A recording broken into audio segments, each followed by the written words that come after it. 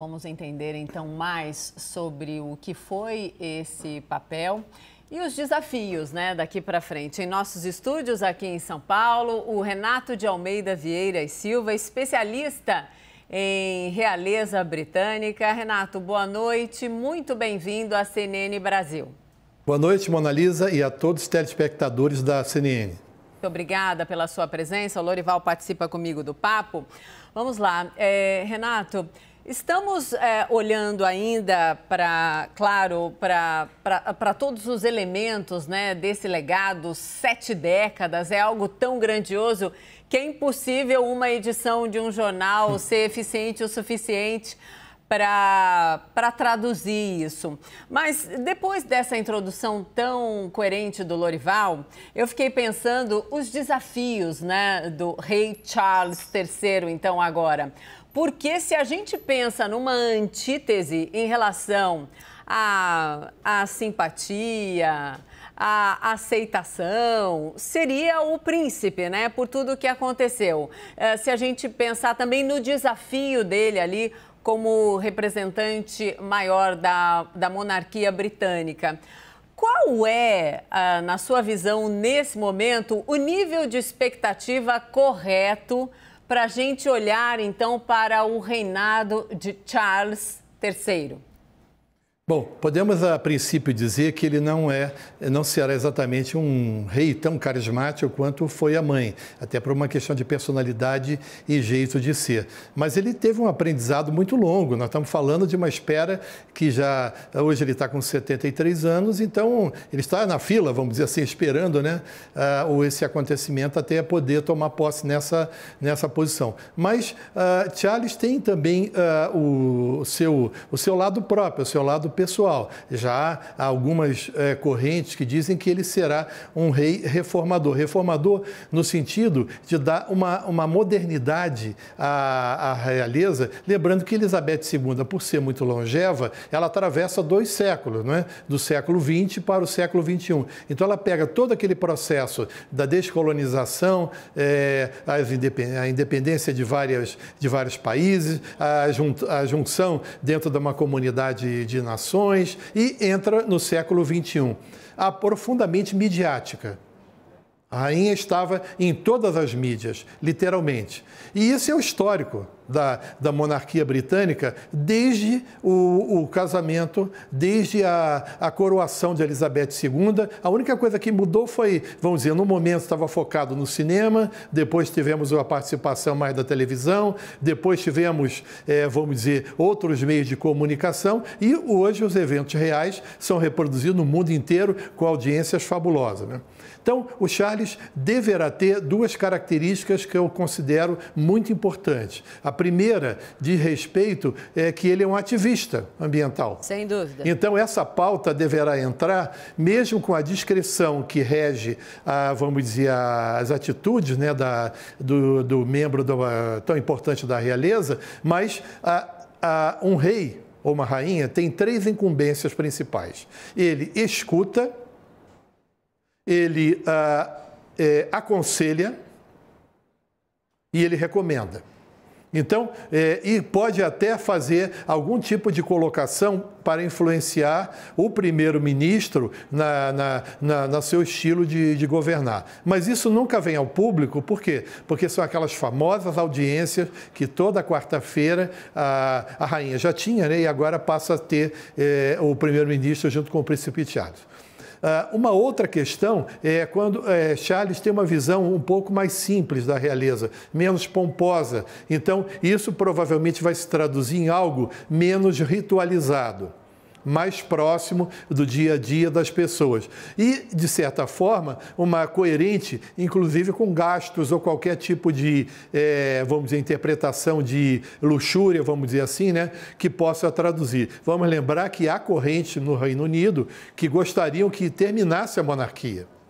Mas estamos falando de uma questão que já dura 1000 anos. Inclusive, questão essa que, num passado recente, foi defendida, inclusive, pela Liz Truss, que já foi ali representante, uma dessas vozes. Renato, Me perdoe interrompê-lo, só quis complementar, mas já que eu já interrompi, vou colocar o Lorival Santana no papo também, que tem muito a nos ajudar hoje, sem dúvida. Lorival, por favor.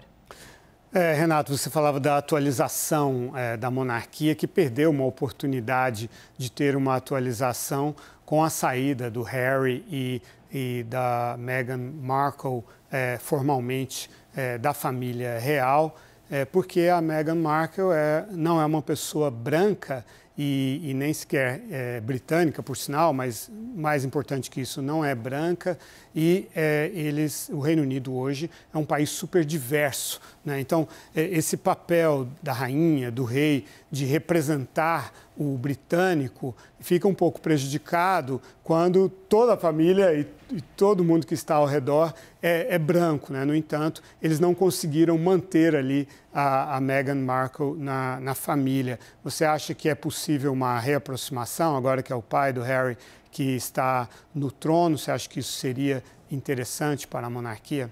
Eu diria que a avó tentou costurar, mas a relação entre Harry e o pai, pelo que se sabe, não é muito difícil, um relacionamento muito complicado. Mas eu tenho dúvidas se Harry e Meghan tinham vocação, o que você ressaltou muito bem. Você, ao assumir essa posição, você tem que ter um sentido de dever muito grande.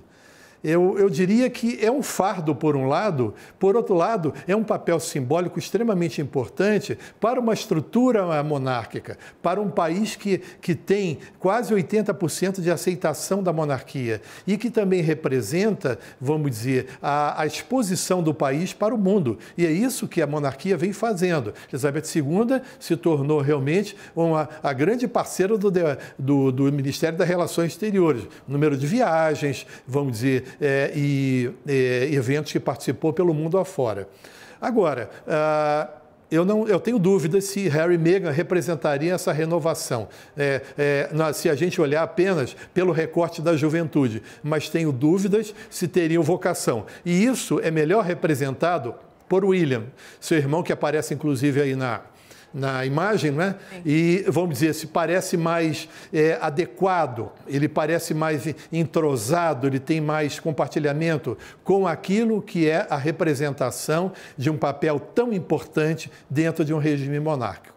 Tanto assim que já há, inclusive, correntes que falam que o Charles poderia ser Charles o Breve, porque poderia preparar essa transição, então logo William já tenha educado seus filhos ou se torne um pouquinho mais, talvez adolescente, né, porque hoje são crianças, e o William assumindo o trono futuramente. Não tenho dúvida alguma que a aceitação do casal é muito maior do que, a princípio, é a de Charles. Isso dado por pesquisa. Mas a monarquia, ela tem uma coisa muito interessante, ela é moldável, ela é adaptável, ela tem essa coisa que eu chamo da pegada de unir a tradição e a modernidade. Então, isso dá uma característica toda especial, e não só para o Reino Unido, como para o mundo inteiro.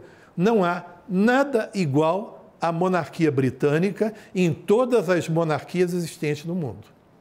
Exato, mas é aí que está o ponto, né, Renato? O que nós vivemos, o que o mundo presenciou da monarquia britânica até agora, provavelmente acabou. Agora nós veremos um outro capítulo, já estamos vendo. Então, duas considerações sobre o que a gente está trazendo de elementos. A primeira delas, Príncipe Charles, ele agora, né, Rei Charles, a gente vem aqui na força do hábito, né, Príncipe Charles, não, Rei Charles III, ele foi perdoado de fato?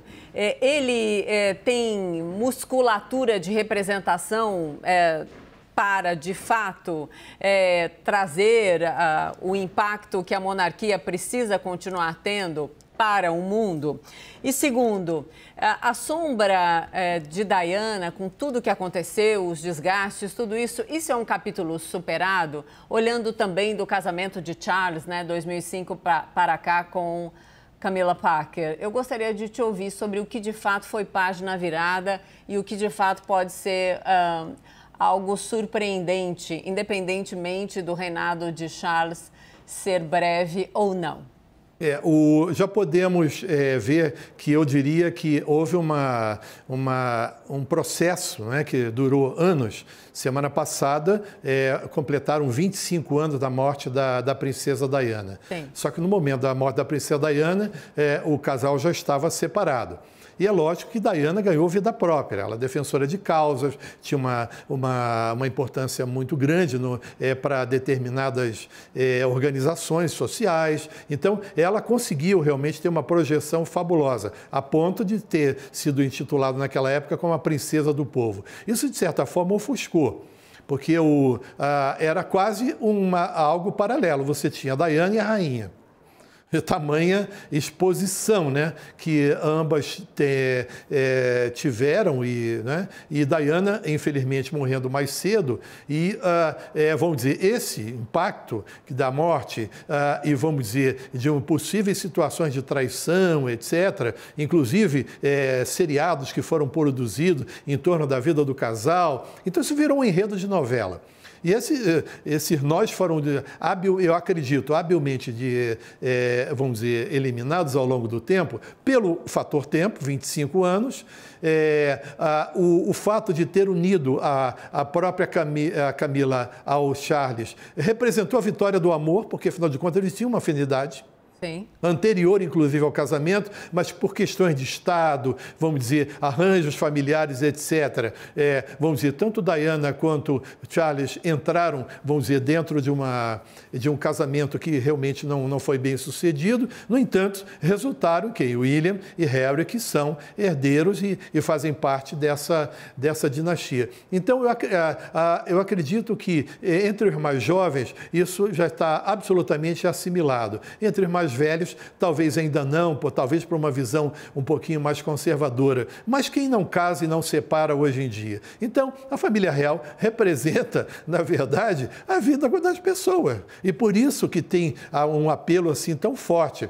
E é como se fosse uma marca. Essa marca, ela tem que ser reavivada. Às vezes por escândalos, às vezes por situações difíceis, às vezes por um momento tão triste como como o da perda da rainha, né, tendo falecido hoje. Então, toda essa memória, ela vai sendo reavivada, mas a marca realeza, ela continua muito forte. Se a gente tivesse que colocar num patamar financeiro, poderíamos até dizer que a realeza britânica é uma das marcas mais valiosas do Reino Unido. Sem dúvida. Renato de Almeida Vieira e Silva, especialista em realeza britânica. A gente volta a conversar daqui a pouquinho. Toma uma aguinha aí que daqui a pouquinho a gente retoma esse papo super esclarecedor.